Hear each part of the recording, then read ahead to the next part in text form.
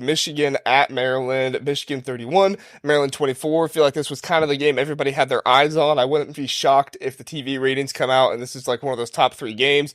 It was close. Everybody's keeping an eye on Michigan right now with the cheating stuff that goes on. So I'm sure we have some comments on that, but just give me your kind of general thoughts on the game as a whole. Sonny, what did you think? It's kind of two-winded.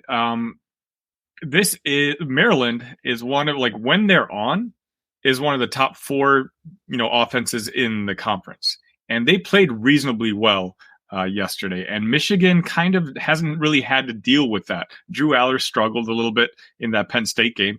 Talia obviously is a lot more experienced, and he was the best quarterback that Michigan has had to go up against all season long. It was one of those where I think it was good for Michigan to kind of get punched in the face a couple times before the game next week.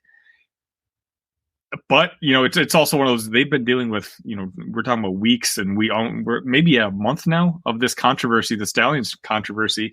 You kind of have to wonder if it's kind of wearing them down a little bit, because they did not look like the Michigan team that we've been getting used to for the first 11 weeks of the season, which looked like, one of the best teams in college football history. So, leading into next week, we're not seeing the strongest Michigan, but is it because they're kind of playing a little bit more conservative? They know that there's a big game next week and they don't want to show too much?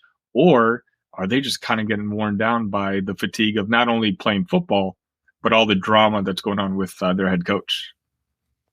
Yeah, it's an interesting thought. What do you think about that, Justin? Yeah, I'm not sure, because I do feel like that's probably the biggest thing that's going to distract them even more than Harbaugh's suspension, is kind of the pressure and all of the eyes being on them. And, that does add a lot of weight to them, because they feel extra pressure to go out there and win and be like, no, they don't want their legacies tainted by this either, So really just poetic justice, though, that was the worst our defense has looked. I was very happy that was the worst our defense had looked in that game, because just more fuel to the fire to be able to go after Michigan and their fans. I mean, honestly, because they've been completely insufferable lately.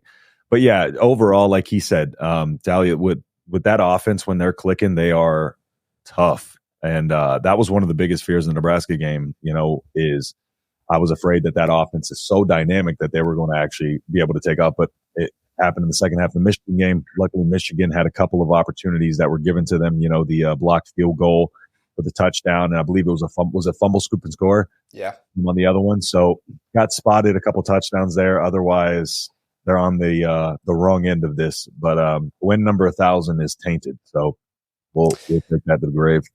They'll be the first team to win 1,000 games twice, right? Yeah, exactly. When they get those wins revoked. But I mean, overall, good game. I was a little frustrated that Maryland didn't pull it out, but I will say there was no chance they'd pull it out. I've seen firsthand what happens to being the game right before the game last year with Illinois coming down to that final drive, a bunch of whistles that shouldn't have been blown. Yeah. Still think we should have won that game in the Big House. So I didn't have much confidence that Maryland would be able to pull it off. No. But yeah, I mean, good for them. And, is it me, or is next week's game going to be probably the highest rated ever from the history of the series? Yeah, it's going to be crazy. Yeah, they're saying 2006 is going to be the only one that compares. I think that was the number 1 versus 2 matchup. I think so. And it's like it's crazy, because what was it last year? Both teams were 11-0. The year before that, 11-0 or not 11-0, 10-1 versus 10-1, because Michigan State and Oregon. But yeah, so I mean, the rivalry has just been huge lately, and I just feel like there's so much on the line for Michigan right now, because not only are they playing to win games, but like these players are playing for pride to be able to say like, no, it wasn't the cheating, we're really this good.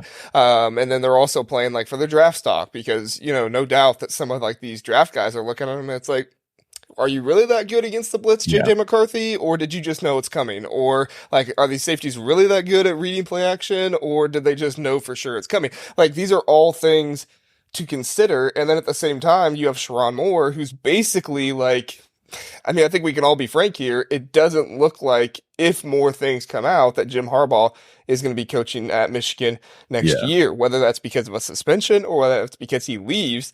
It doesn't look like it's very promising for Jim Harbaugh to be coaching there at least the entire season next year. So you have Sherrone Moore also saying like, hey, this is my chance to get a head coaching job in the Big Ten. The money's really Yep. nice. This is a blue blood program. I mean, there's just so much they're playing for right now.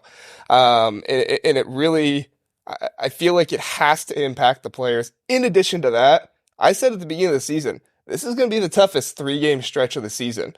Yeah. Michigan did not help themselves when they were scheduling this out. And I get some of the, the conference is the one that puts it together. So I guess that's not really them, but like they didn't schedule a good game at the beginning of the year that they can kind of rest on and be like, hey, that was a really good win. That's something we can go back to. Like they're really struggling here because these are their 3 games at the end of the year that's going to give them the most credit. On the road to Penn State, on the road to Maryland, who looked really good at the beginning of the year, and I think people know is talented.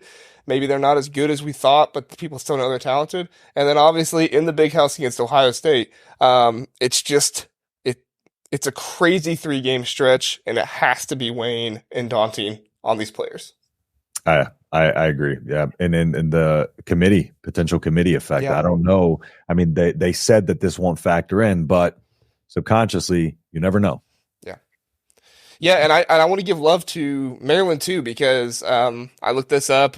To Talia Tagovailoa, or Talia Tagovailoa, he's currently ranked 6th in Big Ten history in career passing yards with 10,648.